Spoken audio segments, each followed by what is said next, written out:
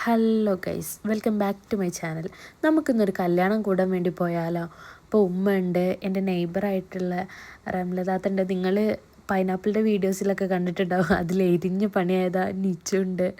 അങ്ങനെ ഞങ്ങളെല്ലാവരും കൂടി പോവാണ്. മുട്ടിലാണ് പോകുന്നത്. ഇവിടെ എത്തിയിട്ടോ. ഞാൻ ഫസ്റ്റ് ടൈമാണ് മുട്ടിൽ ഇങ്ങനെ ഒരു സമൂഹ വിവാഹത്തിന് വേണ്ടി പങ്കെടുക്കുന്നത്.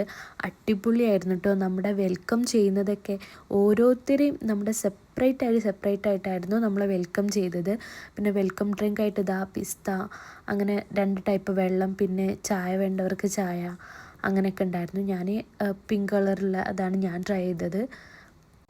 വെൽക്കം ചെയ്യുന്ന കാര്യം എന്തെല്ലാം അടിപൊളിയായിരുന്നു. കാരണം ഇന്നത്തെ കാലത്ത് നമ്മളൊരു കല്യാണത്തിനൊക്കെ പോയാൽ നമ്മളെ നോക്കി ചിരിച്ച് അത്രേ ഉണ്ടാവുള്ളൂ. പക്ഷേ ഇവർ നല്ല അടിപൊളിയായിരുന്നു. ഇവിടുത്തെ മെമ്പേഴ്സും വളണ്ടിയേഴ്സൊക്കെ വെൽക്കം ചെയ്തത്. നമ്മൾ ചെന്ന് അവിടെ തന്നെ പഠിക്കുന്ന ഒരു കുട്ടിയുടെ പാട്ടുണ്ടായിരുന്നു.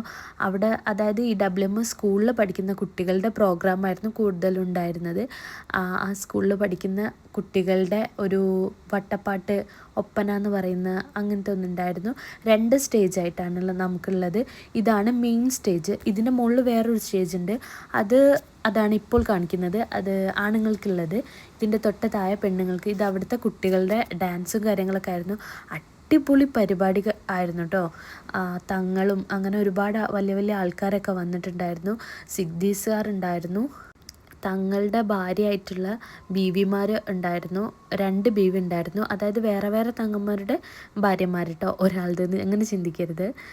പിന്നെ നമ്മൾക്ക് ഭക്ഷണത്തിൻ്റെ സമയമായപ്പം നല്ല മഴ ആയിരുന്നു കേട്ടോ. നല്ല തിരക്ക്, ഒരുപാട് ആൾക്കാരുണ്ട്. അങ്ങനെ നെയ്ച്ചോറും ബീഫ് കറി ആയിരുന്നു. ഇതാണ് നമ്മുടെ രാജകുമാരികൾ, അതായത് മണവാട്ടികൾ. 25 പേരുടെ കല്യാണമാണ്. പിന്നെ നമ്മുടെ കലക്ടർ മേഘശ്രീ മാം ഉണ്ടായിരുന്നു. മാം വന്നതിന് ശേഷം സജീവമായിട്ട് നന്നായിട്ട് പരിപാടികളിലൊക്കെ പങ്കെടുത്തിട്ടുണ്ടായിരുന്നു. ഇത് കുട്ടികൾക്ക് വേണ്ടിയിട്ടുള്ള ഒരു ചിൽഡ്രൻസ് പാർക്കാണ്. ഞങ്ങൾ ജോയിനും കൊണ്ട് കയറി. ജോയി ഇതുവരെ ഇങ്ങനെയൊന്നും വന്നിട്ടില്ലല്ലോ, പാർക്കൊന്നും അവൾ എക്സ്പീരിയൻസ് ചെയ്തിട്ടില്ല. ഇതും ഈ മുട്ടിലിൻ്റെ കോമ്പൗണ്ടിൽ തന്നെ ആയിരുന്നു. അതായത് ഈ മുട്ടിൽ സ്കൂളിൻ്റെ കോമ്പൗണ്ടിലായിരുന്നു.